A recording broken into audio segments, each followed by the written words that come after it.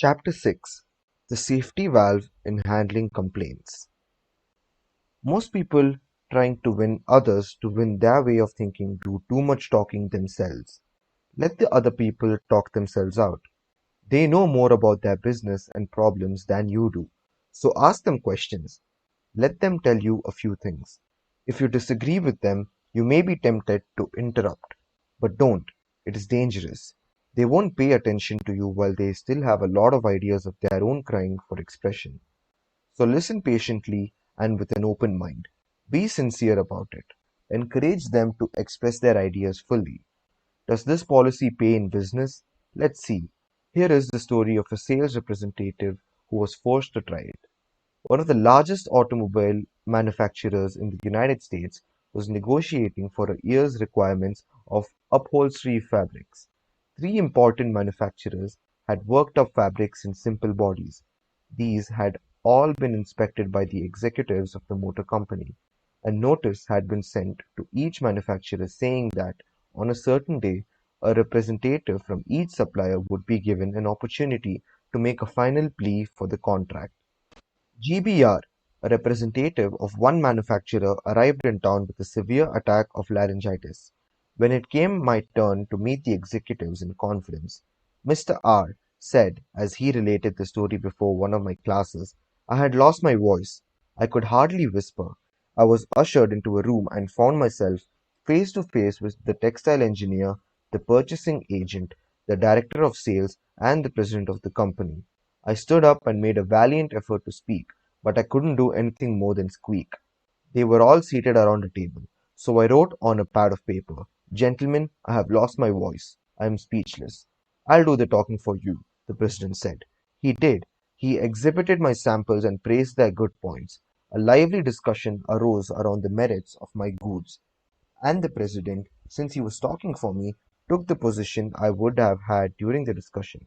My sole participation consisted of smiles, nods, and a few gestures.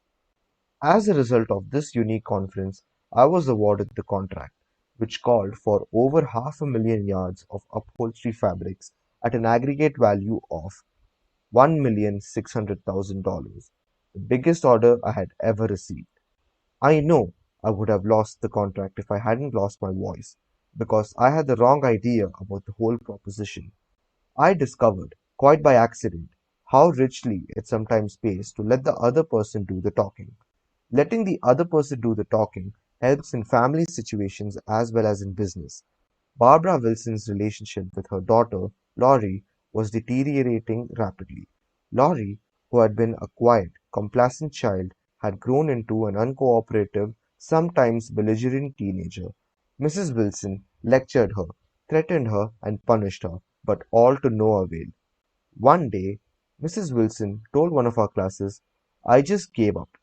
Laurie had disobeyed me and had left the house to visit her girlfriend before she had completed her chores.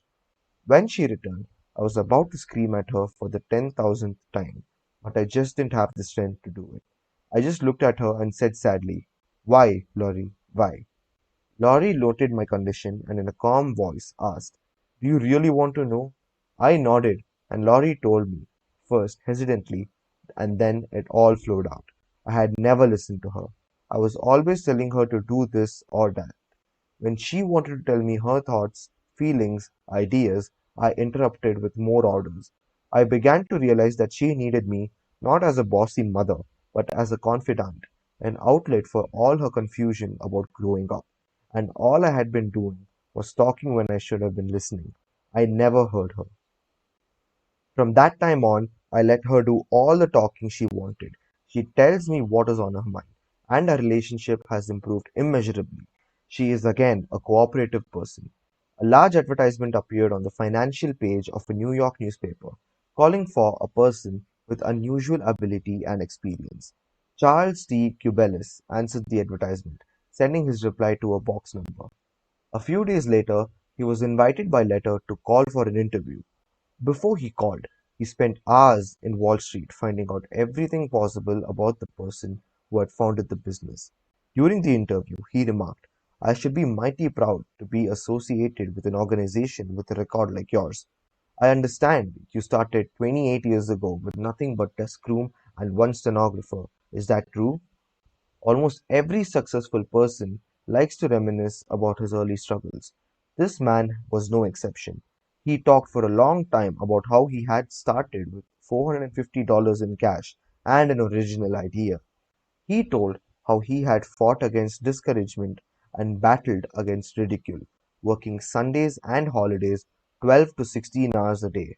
How he had finally won against all odds until now the most important executives on Wall Street were coming to him for information and guidance.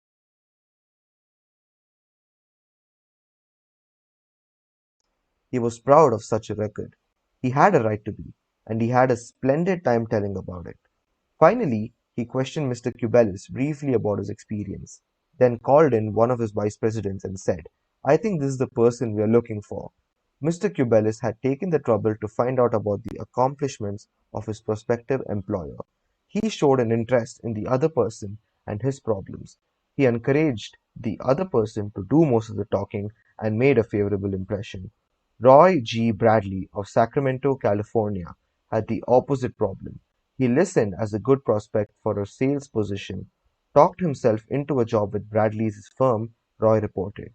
Being a small brokerage firm, we had no fringe benefits, such as hospitalization, medical insurance, and pensions. Every representative is an independent agent. We don't even provide leads for prospects, as we cannot advertise for them as our larger competitors do. Richard Pryor had the type of experience we wanted for this position, and he was interviewed first by my assistant, who told him about all the negatives related to this job. He seemed slightly discouraged when he came into my office. I mentioned the one benefit of being associated with my firm, that of being an independent contractor and therefore virtually being self employed. As he talked about these advantages to me, he talked himself out of each negative thought he had when he came in for the interview. Several times it seemed as though he was half talking to himself as he was thinking through each thought. At times I was tempted to add to his thoughts. However, as the interview came to a close, I felt he had convinced himself, very much on his own, that he would like to work for my firm. Because I had been a good listener and let Dick do most of the talking, he was able to weigh both sides fairly in his mind, and he came to the positive conclusion, which was a challenge he created for himself. We hired him, and he has been an outstanding representative for our firm. Even our friends would much rather talk to us about their achievements than listen to us boast about ours. La Rochefoucauld, the French philosopher, said, If you want enemies, excel your friends, but if you want friends, let your friends excel you. Why is that true? Because when our friends excel us, they feel important, but when we excel them, they, or at least some of them, will feel inferior and envious. By far, the best liked placement counselor in the Midtown Personal Agency in New York was Henrietta G. It hadn't always been that way. During the first few months of her association with the agency, Henrietta didn't have a single friend among her colleagues. Why? Because every day she would brag about the placements she had made, the new accounts she had opened, and anything else she had accomplished. I was good at my work and proud of it, Henrietta told one of our classes. But instead of my colleagues sharing my triumphs, they seemed to resent them. I wanted to be liked by these people. I really wanted them to be my friends. After listening to some of the suggestions made in this course, I started to talk about myself less and listen more to my associates. They also had things to boast about and were more excited about telling me about their accomplishments than about listening to my boasting. Now, when we have some time to chat, I ask them to share their joys with me, and I only mention my achievements when they ask. Principle 6. Let the other person do a great deal of the talking.